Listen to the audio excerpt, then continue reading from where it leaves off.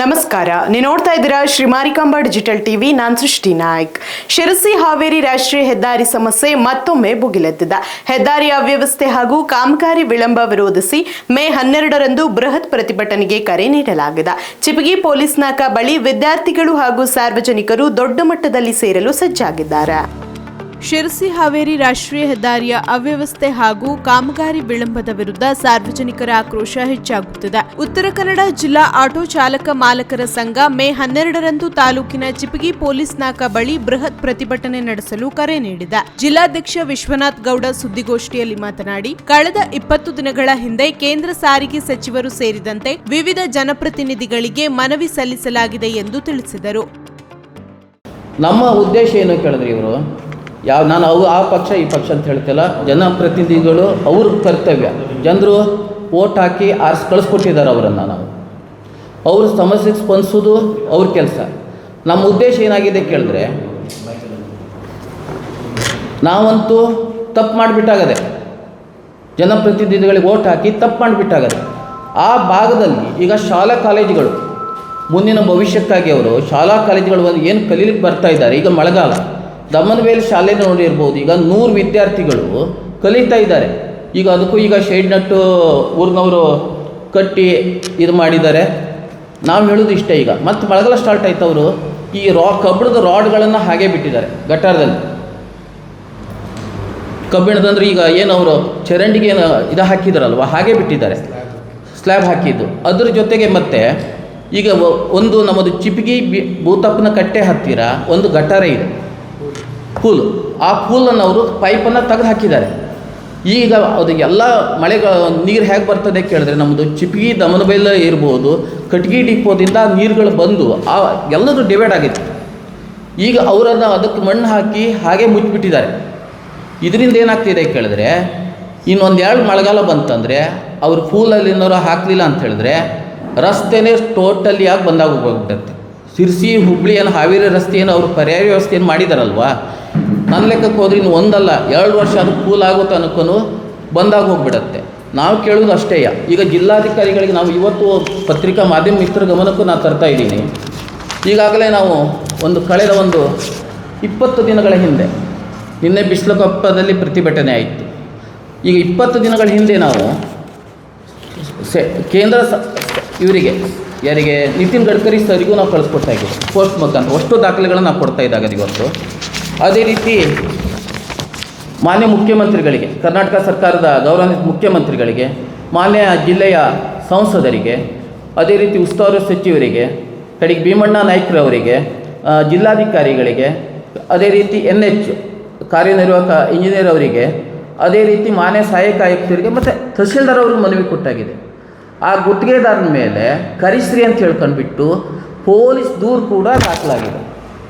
Police ದೂರು ಕೂಡ ದಾಖಲಾದರೂ ಕೂಡ ಇನ್ನೂ ಅವನು ಸಿಗಲಿಲ್ಲ ಅಂತ ಹೇಳ್ಕೊಂಡ್ಬಿಟ್ಟು ಇದು ಮಾಡ್ತಾರೆ. ನಮ್ಮ ಉದ್ದೇಶ ಏನು ಕೇಳಿದ್ರೆ, ಅವನು ಬೇಕಾದ್ರೂ ಅಷ್ಟೀಗ ನಾವು ಏನಾದ್ರು ಈಗ ಜನಸಾಮಾನ್ಯರು 1% ಎಲ್ಲರೂ ಒಂದು ಸಣ್ಣ ಇದಾಯಿತು, ಅಲ್ಲಿಗ ಜನರಿಗೆ ಬೈಯೋದಾಯಿತು ಅಂಥ ಸನ್ನಿವೇಶದಲ್ಲಿ ನಮ್ಮ ಮೇಲೆ ಯಾವುದೋ ಒಂದು ದಾಖಲೆಗಳು ಅಂದರೆ ದೂರ ಈಗ ಹೇಳಿದ್ರು ನಮ್ಗೆ 1 ಅಲ್ಲ 2 ಅಲ್ಲ 4 ದಿನ ಆದರೂ ಸ್ಟೇಷನ್ ಬಂದು ಒಂದು ತಿಳುವಳಿಕೆ ಅಥವಾ ಏನಾದ್ರು ಒಂದು ನಮ್ಮಂದ ಹೇಳಿಕೆ ತಗೊಂತಾರೆ. ಬಟ್ ಇನ್ನೂ ತನಕ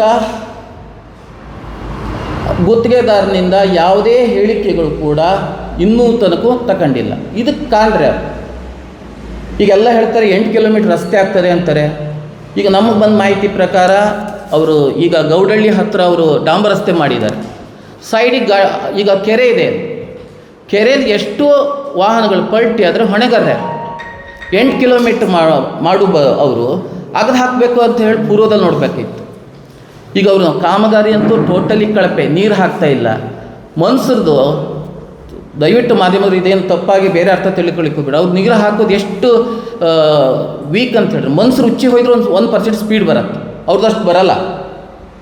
ಯಾಕಂತೇಳಿ ಹಿಂದೆನೂ ಅದನ್ನೇ ಹೇಳಿದ್ದೀನಿ ನಾನು, 1% ಬರಲ್ಲ. ಈಗ ಜನಸಾಮಾನ್ಯರು ಏನು ಕಷ್ಟ ಮಾಡಿದ್ದಾರೆ, ನಿಮ್ಗೆ ಓಟ್ ಹಾಕಿತ್ತಪ್ಪ. ಅಧಿಕಾರಿಗಳು ಕೇಳಿದ್ರೆ ಜಿಲ್ಲಾಧಿಕಾರಿಗಳಿಗೆ ನಾನು ಸ್ವತಃ 3 ತಿಂಗಳ ಹಿಂದೆ ನಮ್ಮದೊಂದು ಇದು ಆಟೋ ಯೂನಿಯನ್ ಮೀಟಿಂಗ್ ಸಂದರ್ಭದಲ್ಲಿ ಕೂಡ ಹೇಳಿದ್ದೀನಿ ನಾನು. ಈಗ ನಾವು ಹೇಳೋದು ಯಾರಿಗೂ ಸಂಬಂಧ ಇಲ್ಲ ಅಂತ ಹೇಳಿದ್ರೆ ನಾವೀಗ ಯಾರಿಗೆ ಕೇಳಬೇಕು? ಈಗ ಅದಕ್ಕಾಗಿ ನಾವು ಸಂಸದರು ಇರ್ಬೋದು, ಸಂಬಂಧಪಟ್ಟ ಅಧಿಕಾರಿಗಳಿರ್ಬೋದು, ಜನರ ಜೊತೆಗೆ ಈಗ ನೋಡಿ ಕಳೆದ ಒಂದು ವರ್ಷದಿಂದ ಏನು ಅನಾಹುತಗಳಾಗ್ತಾ ಇದೆ, ಒಂದು ದಿನ ಒಂದು ಕನಿಷ್ಠಕ್ಕೆ ಸೌಜನ್ಯಕ್ಕೆ ಆ ಭಾಗದ ಸಂಸದರು ಇರ್ಬೋದು, ಉಸ್ತುವಾರಿ ಮಿನಿಸ್ಟರ್ ಇರ್ಬೋದು, ಜಿಲ್ಲಾಧಿಕಾರಿಗಳಿರ್ಬೋದು, ಆ ಭಾಗದ ಒಬ್ಬರು ಕರೆದು ಒಂದು ಮೀಟಿಂಗ್ ಮಾಡಲಿಲ್ಲ. ಇವರು ಎಲ್ಲೋ ಕೂತ್ಕೊಂಡು AC ರೂಮಲ್ಲಿ ಕೂತ್ಕೊಂಡು ಹೇಳಿಕೆ ಕೊಡೋ ಬದಲಿಗೆ ಅವರು ಈಗ ನಾವು ಬೇಕಾದ್ರೆ ಅವ್ರ ಜೊತೆಗೆ ನಮ್ಮ ಜೊತೆಗೆ ನಾವು ಬರ್ತಾರೆ. ಈಗ ಯಾಕಂದರೆ ಇಲ್ಲಿ ಗೌಡಳ್ಳಿ ಇದೆ, ಪ್ರತಿಯೊಬ್ಬರು ಬರ್ತಾರೆ.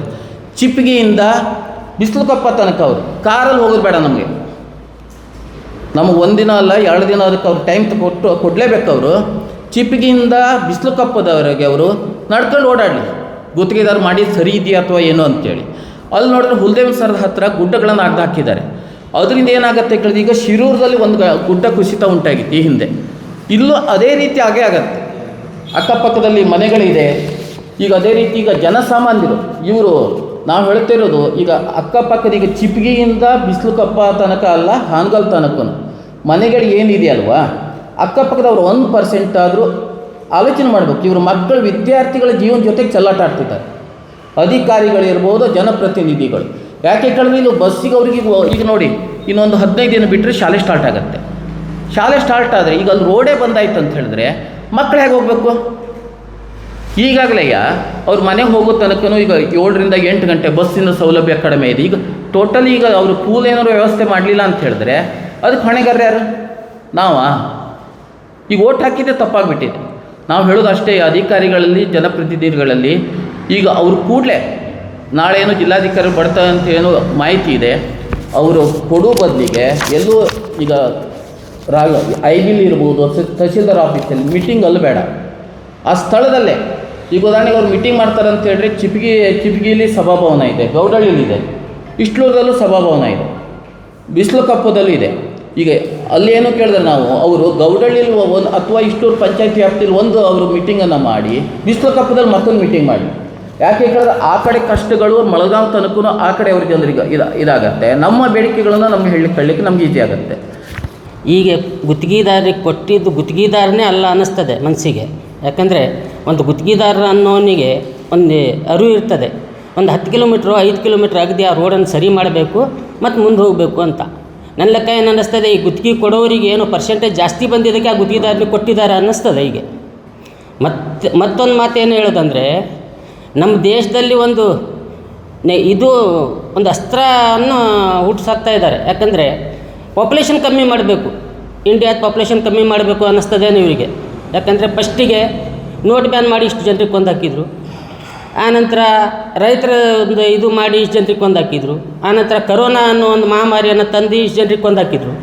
ಹೀಗೆ ರೋಡನ್ನು ಕಿತ್ತು ಹಾಕಿ ಜನರಿಗೆ ಧೂಳು ತಿನ್ನಿಸಿ ಅವ್ರ ಹಾರ್ಟ್ ಅಟ್ಯಾಕನ್ನು ಹಾರ್ಟನ್ನು ಒಡೆದು ಹಾಕಿ ಅವಾಗ ಒಂದು ಸ್ವಲ್ಪ ಜನರಿಗೆ ಕೊಂದು ಹಾಕಿಬಿಡುವ ಅನ್ನೋದೊಂದು ರಾಜ್ಯ ಸರ್ಕಾರ ಕೇಂದ್ರ ಸರ್ಕಾರದೊಂದು ಏನೋ ಒಂದು ಅಸ್ತ್ರ ಏನೋ ಒಂದು ಬೀಜ ಬಿತ್ತಾ ಇದ್ದಾರೆ ಅನ್ನೋ ಕಾಣ್ತದೆ. ಏನಂದರೆ ಒಂದು ಮಗು ಕರ್ಕೊಂಡು ಹೋದರೆ ಹಾಸ್ಪಿಟ್ಲಿಗೆ 11,000 ರೂಪಾಯಿ ಒಂದು ಇಂಜೆಕ್ಷನಿಗೆ, ಒಂದು ಮಗುಗೆ. ಬರೀ ಈ ಧೂಳಿಂದ ಆಗೋದು. ನಮ್ಮ ಗೌಡಳ್ಳಿದೊಂದು 3-4 ಮಕ್ಕಳಿಗೆ ತೊಗೊಂಡೋಗಿ ನಾವು ಆಸ್ಪತ್ರೆಯಿಂದ ಸರಿ ಮಾಡ್ಕೊ ಬಂದೇವೆ. ಅಂದರೆ ಇವರು ಏನು ಎಲ್ಲ ಬದಿಯಿಂದನೂ ಜನರಿಗೆ ಒಟ್ಟು ಪಾಪ್ಯುಲೇಷನ್ ಕಮ್ಮಿ ಮಾಡುವಂಥ ಅಸ್ತ್ರವನ್ನು ಹುಡ್ಕೊಂಡಿದ್ದಾರೆ ಅನ್ನೋ ಕಾಣ್ತದೆ. ಈ ಕಾಂಟ್ರಾಕ್ಟ್ರೇ ಅಲ್ಲ, ನನಗೆ ಹೇಳಲಿಕ್ಕೆ ಭಾಳ ಥರ ಶಬ್ದ ಇತ್ತು. ಈಗ ಮಾಧ್ಯಮದವ್ರು ಕುತ್ಕೊಂಡಿದ್ದಾರೆ, ನಾವು ಹೇಳಿದ್ರೆ ಒಂದು 50 ಶಬ್ದದಲ್ಲಿ ಮಾತಾಡ್ದಂಗೆ ಆಗ್ತದೆ. ಒಂದು ನೀರು ಹಾಕಂದರೆ ಅವ್ನು 3 ಸರ್ತಿ ಹೋಗಿ ಹೇಳಬೇಕು.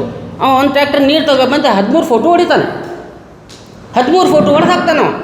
ಅಂದರೆ 13 ಟ್ರ್ಯಾಕ್ಟರ್ ನೀರೇ ಹಾಕಿದ್ದಾನೆ ಅನ್ನಂಗೆ ಆಗ್ತದೆ ನೋಡಿದರೆ. ತಂದಿದ್ದು ಒಂದು ಟ್ರ್ಯಾಕ್ಟರ್ ಮಣ್ಣು, ಇದು ನೀರು. ಮಣ್ಣು ಯಾರಿಗೆ ಬೇಕೋ ಅವ್ರಿಗೆ ಮಣ್ಣು ಕೊಡೋದು, ದೊಡ್ಡ ಜನರಿಗೆ. ಅದು ಹೆಸರು ಹೇಳಿದರೆ ಏನಾಗ್ತದೆ, ವಿರೋಧ ಮಾಡ್ದಂಗೆ ಆಗ್ತದೆ. 100 ಟ್ರಿಪ್ ಮಣ್ಣು ಅವ್ರಿಗೆ ಹಾಕ್ಬಿಡೋದು. ನಮ್ಮ ಇವ್ರು ಹೇಳ್ದಂಗೆ ಆ ಗುಡ್ಡನ್ನು 30 ಫೂಟ್ಗಟ್ಟಲೆ ತೆಗೆದಿದ್ದಾರೆ. ಆ ಗುಡ್ಡ ಅದ್ರ ಮೇಲೆ ಮರ ಹಿಂಗೆ ಅಡ್ಡ ಆಗದೆ, ಬೈಕ್ನವರು ಕಾರ್ನವ್ರು ಹೋಗಿದ್ದ ಅವಾಗ ಅದ್ರ ಮೇಲೆ ಬಿದ್ದರೆ ಕಾರ್ನಲ್ಲಿದ್ದು ಅಷ್ಟು ಜನ ಚಪ್ಟ. ಅಲ್ಲಿ ಒಂದು 4-5 ಜನ ಕಮ್ಮಿ ಆದ್ರೆ ಇಂಡಿಯಾ ದೇಶದಲ್ಲಿ ಹೋಯ್ತಾ. ಹಾಗೆ ಆಗಿ ಜನರಿಗೆ ಕಮ್ಮಿ ಮಾಡ್ತಾ ಹೋಗೋದಂತ ಇವ್ರದ್ದೊಂದು ಉದ್ದೇಶ ಬೇರೆ. ಇವ್ರಿಗೆ ಕೇಳಿದರೆ ರಾಜ್ಯ ಸರ್ಕಾರದವ್ರಿಗೆ ಕೇಳ್ರಿ ಅಂತಾರೆ. ರಾಜ್ಯ ಸರ್ಕಾರದವ್ರಿಗೆ ಪೆಟ್ಟಿಗೆ ಹೋಗಿಲ್ಲ ಇರಬೇಕು, ಅದಕ್ಕಾಗಿ ಮರ ಕಡಿಲಿಕ್ಕೆ ಪರ್ಮಿಷನ್ ಕೊಡಲಿಲ್ಲ. KB ಅವ್ರಿಗೆ ಕೇಳಿದರೆ ಇವರು ನಮ್ಗೆ ಪರ್ಮಿಷನ್ ಬರಲಿಲ್ಲ ರೀ, ಕಬ್ಬ ತೆಗೆಯೋದಿಲ್ಲ ನಾವು ಅಂತಾರೆ. ಮರ ಕಡಿ ಅಂದರೆ ನಮ್ಗೆ ಪರ್ಮಿಷನ್ ಕೊಟ್ಟಿಲ್ಲ, ನಾವು ಮರ ಕೊಯ್ಯೋದಿಲ್ಲ. ಅಂದರೆ ಎರಡೂ ಜನ ಜಂಟಿನೇ ಇವರು, ಒಂದೇ ತಾಟದಲ್ಲಿ ಊಟ ಮಾಡೋರು, ರಾಜ್ಯ ಸರ್ಕಾರ ಕೇಂದ್ರ ಸರ್ಕಾರ. ಆದರೆ ಅವ್ರು ಇವ್ರ ಮೇಲೆ ಹಾಕೋದು, ಇವ್ರು ಅವ್ರ ಮೇಲೆ ಹಾಕೋದು. ನಮ್ಮ ರಾಜ್ಯ ಸರ್ಕಾರದ ಅರಣ್ಯ ಮಿನಿಸ್ಟ್ರಿಗೆ ಏನು ಪೆಟ್ಟಿಗೆ ಹೋಗಿಲ್ಲ ಇರಬೇಕು, ಅದಾದ್ರೆ ಮರ ಕಟ್ಟಿ ಕೊಡಲಿಲ್ಲ ಅವರು. ಎಕ್ಕಂಬಿ ಬಿಟ್ಟವ್ರು ಕೊಟ್ಟಿದ್ದಾರೆ, ಸಿರ್ಸಿ ಬಿಟ್ಟವ್ರು ಕೊಡೋದಿಲ್ಲ. ಬೇರೆ ಏನರ ಮಾಡಿಕೊಂಡ್ರೆ ಅಡ್ಡಿ ಇಲ್ಲ. ರೋಡಿಗೆ ಅದು ತೊಂದರೆ ಆಗ್ತದೆ, ಇದು ಮರ ಬೀಳ್ತದೆ, ಗಾಡಿ ಮೇಲೆ ಬೀಳ್ತದೆ, ಜನರ ಮೇಲೆ ಬೀಳ್ತದೆ, ರೋಡಿಗೆ ತೊಂದರೆ ಆಗ್ತದೆ. ಇಲ್ಲ, ಮರ ಕಡೀಲಿ ಕೊಡೋದಿಲ್ಲ. ಯಾರೋ ಹೇಳ್ತಾರಂತೆ, ನೀವು ಕೊಯ್ದುಕೊಬಂದು ಡಿಪ್ಪಿಗೆ ಹಾಕ್ರಿ ಅಂತ, ಅವು ಕೊಟ್ಟರೆ ತರೋದಿಲ್ಲ. ಈ ನಮೂನಿ ಪರಿಸ್ಥಿತಿ ಆಗತ್ತೆ. ಆದಷ್ಟು ಕೂಡಲೇ ಈ ಮಳೆಗಾಲ ಮಳೆ ಹನಿ ಬೀಳುವವರಿಗೆ ಈ ರೋಡನ್ನು ಕಂಪ್ಲೀಟ್ ಆಗಿಲ್ಲ ಅಂದರೆ ಮುಂದಿನ ದಿವಸದಲ್ಲಿ ಯಾವ ಥರ ಹೋರಾಟ ಆಗ್ತದೆ ಗೊತ್ತಿಲ್ಲ. ಅದು 10 ದಿವಸ ಆಗಲಿ 15 ದಿವಸ ಆಗಲಿ ರೋಡ್ ಬಂದ್ ಮಾಡಿ ಅಲ್ಲೇ ರೋಡ್ ಮೇಲೆ ಕುತ್ಕೊಬಿಡ್ತೇವೆ ನಾವು, ಹೆಂಗಸೂರು ಮಕ್ಕಳಿಗೆಲ್ಲ ತಗೊಬಂದು. ಆ ನಮೂನಿ ಪರಿಸ್ಥಿತಿ ಇದೆ ನಮ್ಮದು. ಈಗ ಮೊನ್ನೆ ಸ್ಟ್ರೈಕ್ ಮಾಡಿದವಾಗ ಬಿಸಲ್ ಕಪ್ಪದಲ್ಲಿ ಬಸ್ ಇಲ್ಲ ಅನ್ನಂಗಡ್ರು, ಬಸ್ ಬಿಡೋದಿಲ್ಲ ನಾವು. ಬೇರೆ ಏನೋ ಒಂದು ಇದು ಪರಿಹಾರ ತೊಗೊಳಿಕ್ಕಾಗಿಲ್ಲ, ಬಸ್ ಬಂದ್ ಮಾಡ್ತೇವೆ ಈ ರೋಡಿಗೆ. ಅಲ್ಲಿವರು ಬಿಸಲ್ ಕಪ್ಪದಿಂದ ಈಗ ಇಸ್ಲೂರು ಎಕ್ಕಂಬಿ ಜನ ಹೋಗೋದಿದ್ರೆ ಬಸ್ಸಿಗೆ ಹೋಗೋರಾದರೆ ಏನು ಮಾಡಬೇಕು ಅವರು? ಅದು ವಿಚಾರ ಮಾಡಲಿಲ್ಲ. ಬಸ್ ಆ ರೋಡಿಗೆ ಬಂದ್ ಮಾಡ್ತೇವೆ ನಾವು. ಅದು ಪರಿಹಾರನೇ ಅಲ್ಲ. ಆ ಕಾಂಟ್ರಾಕ್ಟ್ರಿಗೆ ತಗೊಬರಬೇಕು, ಕೇಳಬೇಕು, ಎಷ್ಟು ದಿವಸದಲ್ಲಿ ಕೆಲಸ ಮುಗಿಸ್ಕೊಡ್ತೀವಿ, 8 ದಿವಸದಲ್ಲಿ ಕೆಲಸ ಮುಗಿಸ್ಕೊಡು. ಎಷ್ಟು ಬೇಕಾದ್ರೂ ಮಷೀನ್ ಇದ್ದಾವೆ, ಮೊದಲಿನಂಗೆ ಜನ ಕೆಲಸ ಮಾಡೋದಲ್ಲ, ಮಷೀನ್ ಬೇಕಾದಷ್ಟು ಇದ್ದಾವೆ. ಯಾವ ಥರ ಬೇಕಾದ್ರೆ ಮಷೀನ್. ನೈಟ್ ಕೆಲಸ ಮಾಡಲಿಕ್ಕೆ ಯಾರು ಅಬ್ಜೆಕ್ಷನ್ ಮಾಡ್ತಾ ಇಲ್ಲ ಅವರಿಗೆ, ಮಾಡಿಕೊಡ್ಬೇಕಲ್ಲ ಅವರು, ಮಾಡೋದಿಲ್ಲ ಅವರು. ಅದಕ್ಕಾಗಿ ಕೂಡಲೇ ಈ ರಸ್ತೆ ಕೆಲಸವನ್ನು ಪೂರ್ತಿಗೊಳಿಸ್ಕೊಡ್ಬೇಕು. ಇಲ್ಲ ಅದರಲ್ಲಿ ಮುಂದಿನ ದಿವಸದಲ್ಲಿ ನಾವು ಉಗ್ರ ಹೋರಾಟ ಮಾಡ್ತೇವೆ. ಅಷ್ಟೂ ಜನರಿಗೆ. ಇನ್ನು ಗುತ್ತಿಗೆದಾರನ ವಿರುದ್ಧ ಪ್ರಕರಣ ದಾಖಲಾಗಿದ್ದರೂ ಯಾವುದೇ ಕ್ರಮ ಕೈಗೊಳ್ಳದಿರುವುದಕ್ಕೆ ಅಸಮಾಧಾನ ವ್ಯಕ್ತಪಡಿಸಿದರು. ಈ ಮಾರ್ಗದಲ್ಲಿ ಹಲವು ಶಿಕ್ಷಣ ಸಂಸ್ಥೆಗಳಿದ್ದು ಸಾವಿರಾರು ವಿದ್ಯಾರ್ಥಿಗಳು ಪ್ರತಿದಿನ ಸಂಚಾರ ಮಾಡುತ್ತಿದ್ದಾರೆ. ಆದರೆ ಕಳಪೆ ಕಾಮಗಾರಿ ಹಾಗೂ ಅಪೂರ್ಣ ಕೆಲಸದಿಂದ ಅಪಘಾತದ ಭೀತಿ ಹೆಚ್ಚಿದೆ ಎಂದು ಕಳವಳ ವ್ಯಕ್ತಪಡಿಸಿದರು. ಅವರು ಮೌಖಿಕವಾಗಿ ಬರೀ ಬಾಯಲ್ಲಿ ಹೇಳಿದ್ರೆ ಪ್ರಯೋಜನಕ್ಕೆ ಬರಲ್ಲ. ಲಿಖಿತವಾಗಿ ಅವರು ಎಷ್ಟು ಕಿಲೋಮೀಟ್ರ್ ಎಲ್ಲಿಂದ ಎಲ್ಲಿವರೆಗೆ ಮಾಡ್ತೀವಿ. ಮತ್ತು ಈಗ ಆಗದೇ ಇರೋಂಥ ಸಂದರ್ಭ ಕೂಡ ಇದೆ. ಮಳೆ ಬಂದರೆ ಅದಕ್ಕೆ ಏನು ಪರಿಹಾರ ಮಾಡ್ತೀರಾ? ಮತ್ತು ಪಕ್ಕಾ ಗಟಾರಂತೂ ಮಾಡಿಲ್ಲ, ನೀರಿನ ವ್ಯವಸ್ಥೆ ಹೇಗೆ ಮಾಡ್ತೀರಾ? ಅದು ಸಂಪೂರ್ಣ ಅವ್ರ ಮಾಹಿತಿ ನಮಗೆ ನೀಡಬೇಕು. ಅವರು ಹಾರಿಕೆ ಉತ್ತರವನ್ನು ಕೊಟ್ಟು ತಪ್ಪಿಸ್ಕೊಳ್ಳಿಕ್ಕೆ ಪ್ರಯತ್ನ ಮಾಡಿದರೆ ನಾವು ಮುಂದಿನ ದಿನಗಳಲ್ಲಿ ಮತ್ತೆ ಪ್ರತಿಭಟನೆ ಮಾಡ್ತೀವಿ. ಆ ಪ್ರತಿಭಟನೆ ಹೇಗೆ ಮಾಡ್ತೀವಿ ಅಂತಂದರೆ ಒಂದೇ ಗ್ರಾಮದಲ್ಲಿ ಮಾಡಲ್ಲ. ಚಿಪ್ಪಿಗೆ ಮಾಡ್ತೀವಿ, ಗೌಡಳ್ಳಿ ಮಾಡ್ತೀವಿ, ಇಸ್ಲೂರು ಮಾಡ್ತೀವಿ, ಬಿಸಿಲುಕೊಪ್ಪನೂ ಮಾಡ್ತೀವಿ. ಎಲ್ಲ ಕಡೆಗಳನ್ನು ಬೇರೆ ಬೇರೆ ಪ್ರತಿಭಟನೆಗಳನ್ನೇ ಮಾಡ್ತೀವಿ. ಇದು ಮುಂದುವರಿಯುತ್ತೆ. ಅವರು ನಮಗೆ ಸರಿಯಾದ ಒಂದು ಸಹಕಾರ ಕೊಟ್ಟು ಜನಸಾಮಾನ್ಯರಿಗೆ ಅಟ್ಲೀಸ್ಟ್ ಮಳೆಗಾಲದಲ್ಲಿ ಸಂಚರಿಸಲಿಕ್ಕೆ ಅದು ಯಾವುದೇ ತೊಂದರೆ ಆಗದೇ ರೀತಿಯಲ್ಲಿ ಅವರು ರಸ್ತೆಯನ್ನು ನಿರ್ಮಾಣ ಮಾಡಿಕೊಟ್ರೆ ನಾವು ಅದಕ್ಕೆ ಇದರಿಂದ ಹಿಂಸರಿತೀವಿ. ಇಲ್ಲ ಅಂತಂದರೆ ಮುಂದಿನ ಬಾರಿ ನಿನ್ನೆ ಏನಾಗಿದೆಯಲ್ಲ ಅದೇ ರೀತಿ ಪ್ರತಿಭಟನೆಯನ್ನು ಪ್ರತಿ ಗ್ರಾಮದಲ್ಲೂ ಮಾಡ್ತೀವಿ ಅಂತ ಈ ಸಂದರ್ಭದಲ್ಲಿ ಅವರು ಕೂಡ ಬೆಂಬಲ ನೀಡಿದ್ದಾರೆ. ಇನ್ನೂ ಹಲವಾರು ಸಂಘಟನೆಗಳನ್ನು ನಾವು ಅವರಿಗೆ ಭೇಟಿಯಾಗಿ ನಾವು ಇದು ಮಾಡ್ತೀವಿ. ಏನೇ ಅನಾಹುತಗಳಾದರೂ ನಾವು ಹೊಣೆಗಾರರು.